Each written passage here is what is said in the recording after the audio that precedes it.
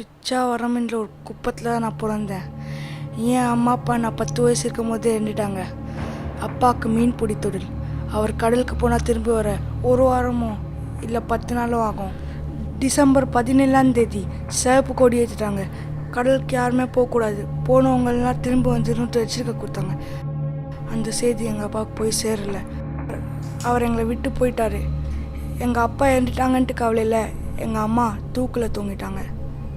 நான் அனாதை ஆகிட்டேன். 2 நாள் கழிச்சு எங்கள் அப்பா போன அதே போட்டில் ஒருத்தர் தப்பிச்சுட்டு வந்து கரை சேர்ந்தார். அந்த போட்டில் என்ன நடந்துச்சுன்னு சொன்னார். நீ எங்கள் அப்பாவை துடிக்க துடிக்க வெட்டி கொண்டாரு சொன்னார். அன்றைக்கே உன்னை கொள்ள கத்தி எடுத்துன்னு வந்தேன். நீ என்னை யாருன்னு கேட்டப்போ நான் என் கணக்கை மாட்டிக்கிட்டேன். உன்கிட்டே வேலைக்கு சேர்ந்தேன். உன்னை பார்த்து எல்லாம் தெரிஞ்சுக்கினேன். இன்னைக்கு கணக்கு தீக்க சரியான நேரம் வந்துச்சு. உயிர் எடுக்கிற உரிமை உன்கிட்ட இல்லை. ஆனால் நீ அதை எப்போ கையில் எத்தியோ நீ உயிரோடவே இருக்கக்கூடாதுடா.